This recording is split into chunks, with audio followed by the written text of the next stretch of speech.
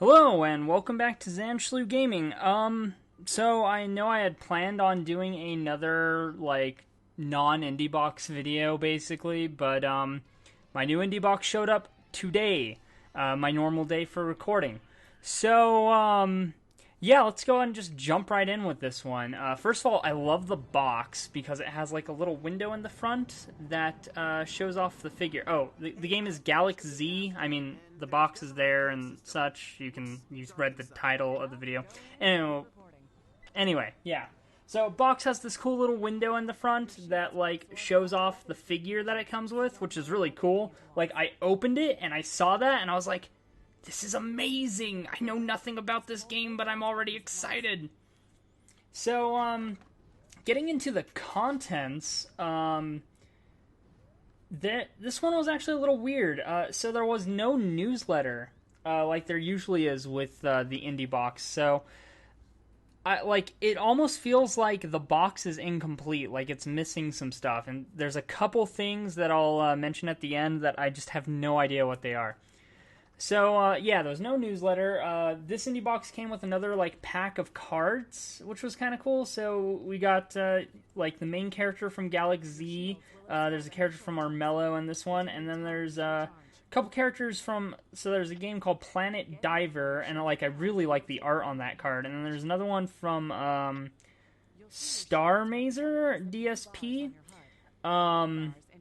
And those two cards had codes, so there's a code for the full game on Steam for Planet Diver, so I'm going to look into that. And then there's a code for a pre-release demo of Star Mazer DSP, so I'm going to look at that as well. That's really cool. I'm starting to really like these cards, not just because they come with stuff, but the art on them is gorgeous. And, I'm curious what this, card is that it keeps coming with that's, the piece of a puzzle, essentially. So, got the trading cards. So, instead of the normal, disc soundtrack, this one came with a, an actual cassette. So, this whole game is kind of based on, old, 80s arcade, space shooters and, mech anime and stuff. And, they went all out with, capturing that feel. So, the soundtrack came on a cassette. And, I don't know, maybe I'm just a huge nerd and I love stuff like that. But, yeah, I thought that was really cool. I don't think I actually own anything anymore that I can play it on, unfortunately. But I have a cassette with the soundtrack, so that's kind of cool. Then, of course, there's the figurine that, you could see from the front of the box.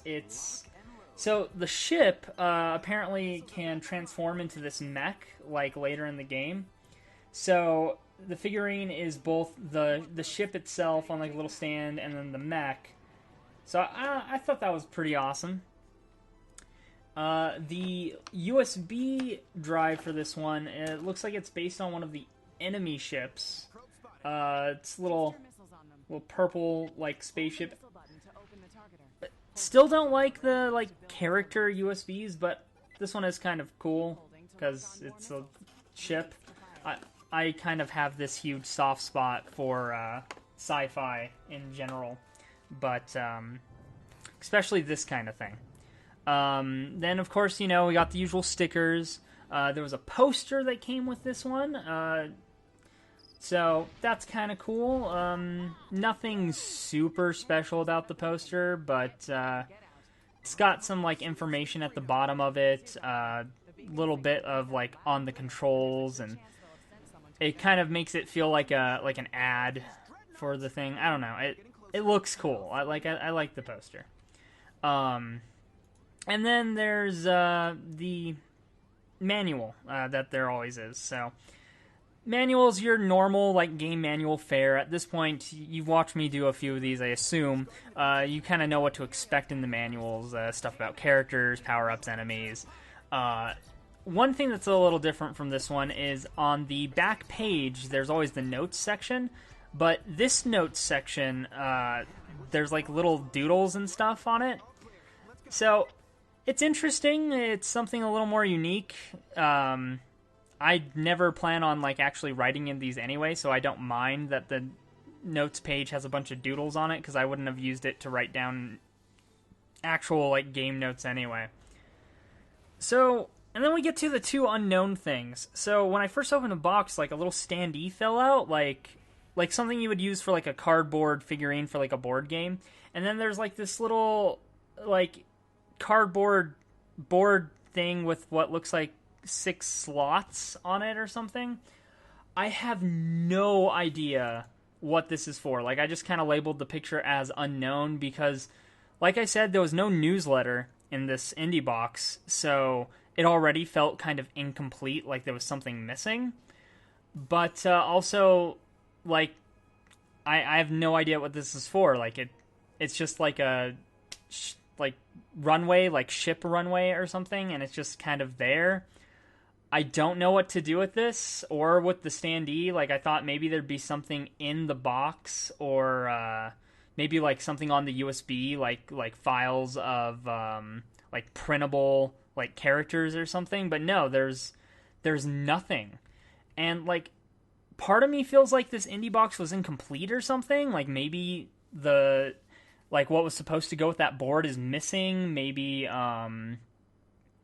like the newsletter was supposed to actually be in there like usual, but yeah, none of that was in there this time. So I have no idea what those are for. But even if this IndieBox was like incomplete or something, it's worth it for the figure alone. Like, I love the figure. It looks awesome. And maybe it's because this whole thing like instantly reminded me of Gundam, and I loved Gundam growing up.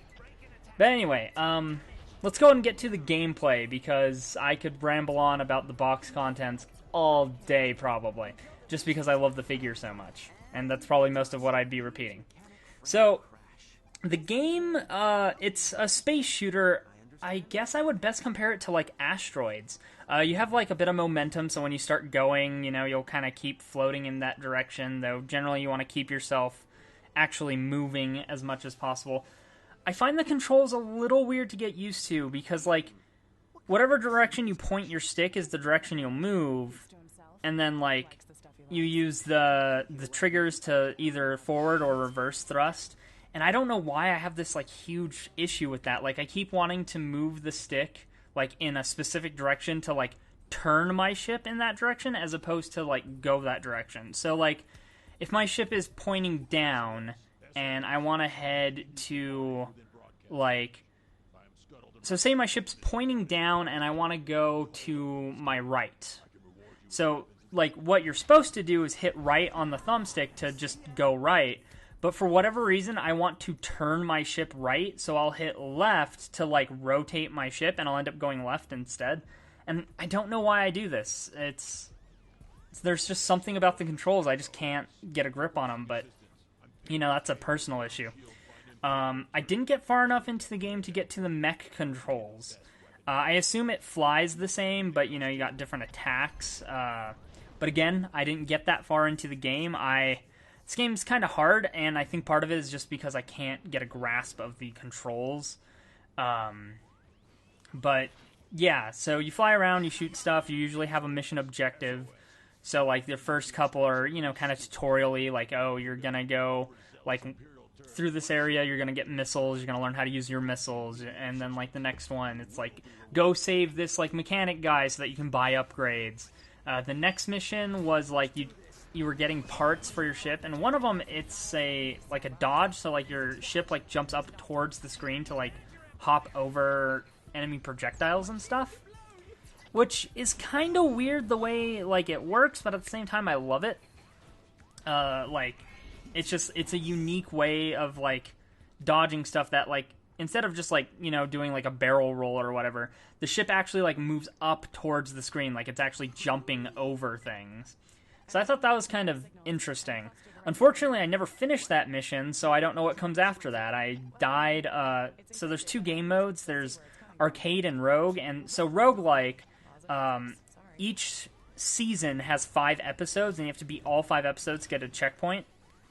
I tried that first, and I died on, like, episode 2 or whatever, so I didn't get very far. So I went into Arcade mode next, where it gives you a checkpoint after every single episode, so that, you know, you can actually make progress. without having to worry about, oh, if I die, I start the entire season over. So I did that, and I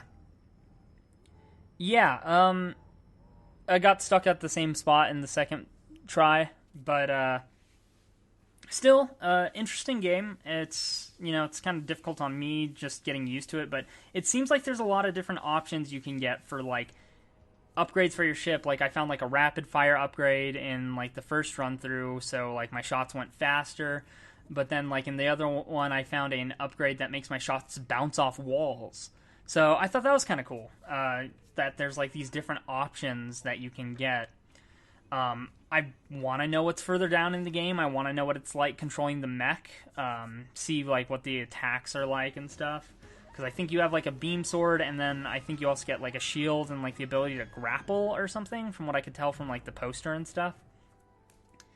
And then, what else did I want to talk? Oh, I love the pause menu. So, like, when you pause it, it pulls up, like an old school, like, TV style menu. So, like, it gets all kind of, like, fuzzy, and it looks like you have, like, the options up on, like, an old tube TV.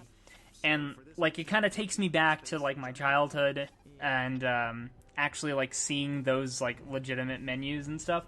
And I just love all the details they put into making the game have that feel of, like, an old 80s anime, by just, like, the character designs, the sound, I think, has that similar feel. It has, like, a more modern twist, but, similar gameplay to those old space shooters like Asteroids and stuff.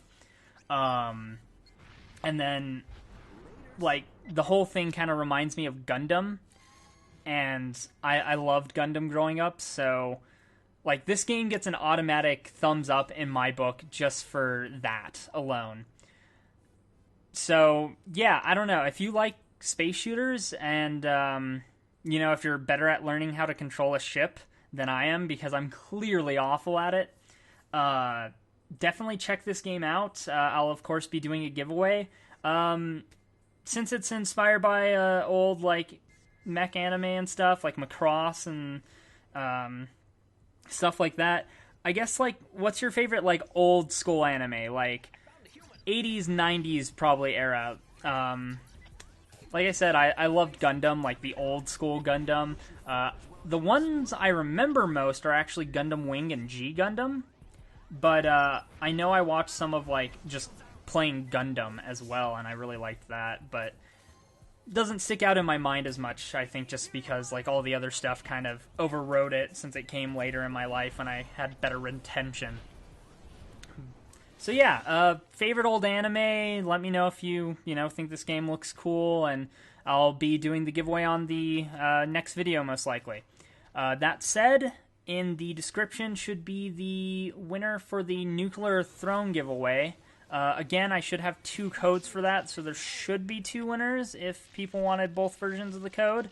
I guess just, leave a comment and let me know what you thought of this one. Let me know how you think the pictures as opposed to the video for the unboxing is going. My only issue is the glare that I'm getting from my window. I'm going to have to figure out, like, a better setup just to deal with the glare, because it makes some of the details kind of hard to see on stuff. And I'll see you next week. There won't be an IndieBox next week because there's no way I'm getting my next month's box in a week's time. Next week we should be back on track with Mission Impressionable, and I have a ton of games I want to get to for that still. So, yeah, we'll see you next week.